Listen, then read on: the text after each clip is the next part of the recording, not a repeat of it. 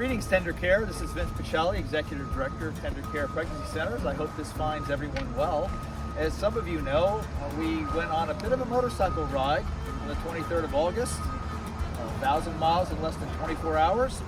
We in fact did make it in less than 24 hours. We hit the 1,000-mile mark in 18 hours and 23 minutes and reached our destination in Springfield, Missouri in 18 hours and 52 minutes, which was a total of 1,034 miles. I started off in my hometown, Manchester, Maryland, at the local Sheetz gas station where I gassed up.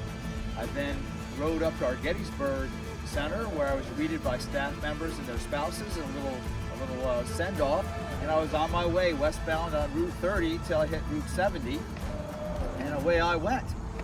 It was grueling, to say the least, very grueling. I was blessed. Your prayers were answered. I ran into no rain.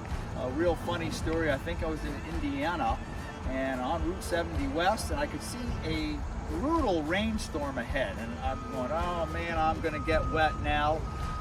But then Route 70 kind of veered to the north, and we actually went around it, and I watched this beautiful storm pass by me on the left. It was pretty good.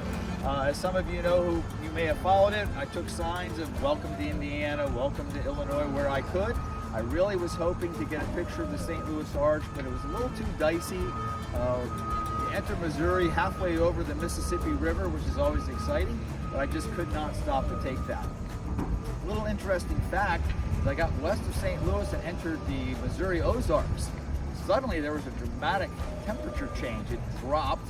I ended up pulling off the road, putting on a heavy leather coat with the liner. Then it got hot. I pulled off the road, take the liner out, and continued on my way as I went through this cyclical of hot and cold temperatures until finally I guess I got into a plateau of something entering Springfield, Missouri.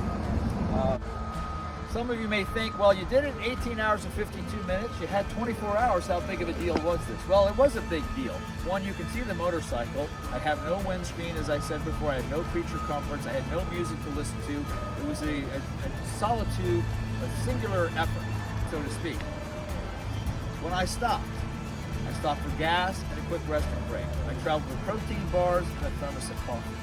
I took 2 little breaks where I had the coffee, and I just kept rolling.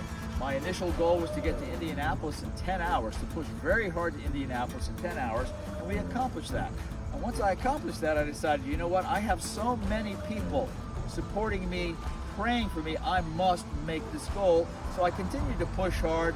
I wanted to take into account rain and traffic conditions and accidents, and I didn't want anything to stop me from reaching my destination in that required time. So it was a physical struggle, and towards the end, and this is kind of funny, I was actually concerned, funny for me, concerned that when I come to a stop and I put my leg down to hold the bike up, it wouldn't work because my legs were getting really tight, and it was very painful to ride in this position for so many hours. But it was a great effort. I want to thank God. I want to thank all of our supporters. I was contacted by some of you, and your prayers carried me onward, and it was a true blessing.